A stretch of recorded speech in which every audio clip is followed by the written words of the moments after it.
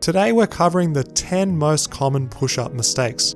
Our goal is to learn what not to do so we can correct our technique, get stronger, and prevent any unnecessary injuries.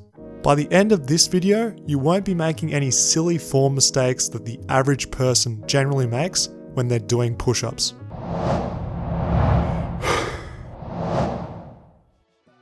Let's start off by talking about range of motion. So in this example, the top half is perfect. We're seeing a full range of motion with the elbows extended straight. But if you look closely, you'll notice that my chest is not touching the ground. I know it looks really subtle and you might be thinking, oh, it's only a small range of motion loss, but you need to think over the course of a few reps, over the course of a set, this really adds up. I tend to notice that those that don't use an absolutely full range of motion with every single rep tend to have a hard time when it comes to full range of motion in general pushing exercises. Next up is a much more obvious reduced range. As you can see, it's a really clear difference here when missing that full range of motion and we're only doing a partial range. We're working that mid range of motion, avoiding a lockout and just focusing on the bottom. Especially when it comes to bodyweight exercises, using a reduced range of motion isn't great as we won't be getting stronger through the entire joint range of motion. This is because when it comes to doing more advanced bodyweight exercises, straight arm strength is very important. We want to avoid building bad habits with a missed lockout. Next up, we have the old elbow flare. When it comes to elbows being flared during an exercise, this is a big no-no for most people. The average person has limited internal shoulder range of motion, and this flared technique causes discomfort in most people. We really don't want to aggravate our shoulders for no reason, and when it comes to elbows being flared, this tends to irritate the rotator cuff tendons. Remember, you've only got one body, you've only got one set of rotator cuff tendons. You need to make them last for life, so use correct technique and don't flare your elbows. A simple way to correct this is just to tuck your elbows, find a position of elbow orientation that suits your shoulder anatomy, and go with that. Always go with comfort when it comes to exercise. This first mistake is when the lower back is held passively into extension.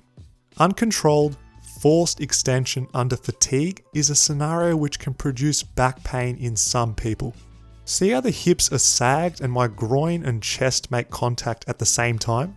This is the telltale sign that you're not stabilizing your midsection at all. Another less obvious error is when the form is fine on the way down with the abs engaged and the body in a plank-like posture. However, on the way up, notice the disconnected technique? I'm slacking off from the waist down and doing a strange hinge action with the upper body.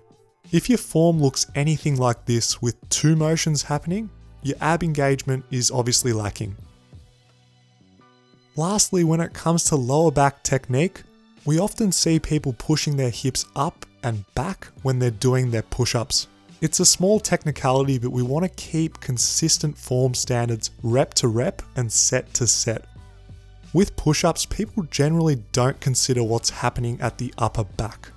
Hunching the upper back will result in push-ups which feel more difficult and also result in lower rep sets. Our shoulder blades can't function properly with a hunch.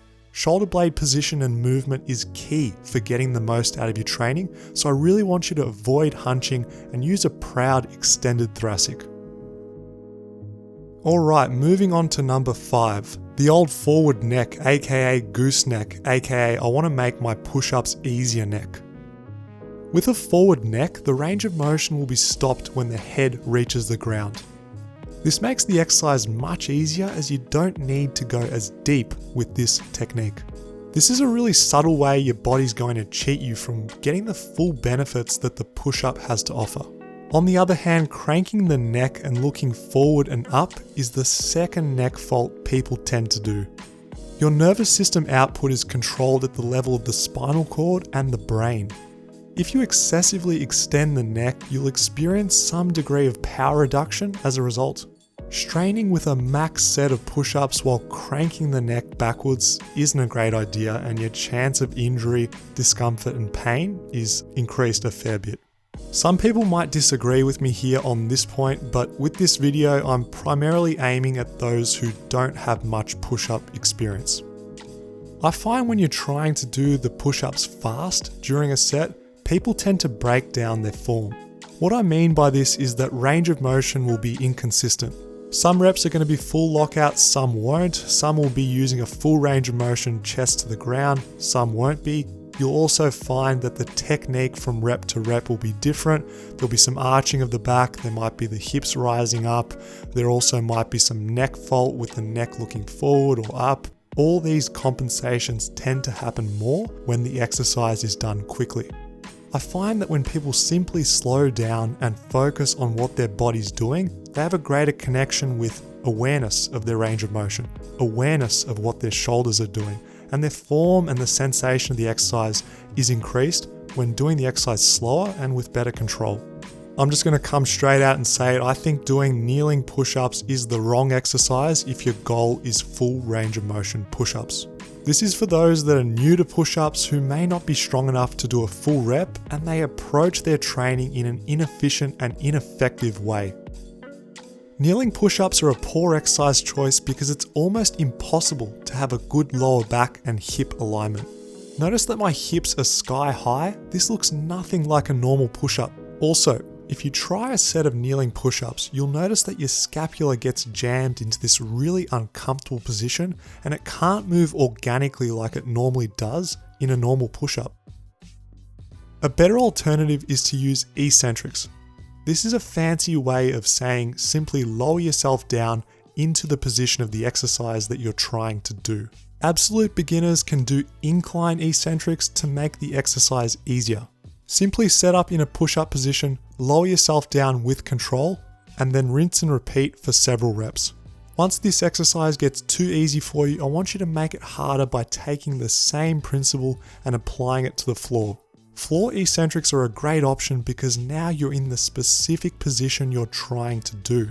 You get a chance to work on what's happening at your lower back, what your shoulder blades are doing. You can use a full range of motion and apply the body tension that you need to do in a push-up.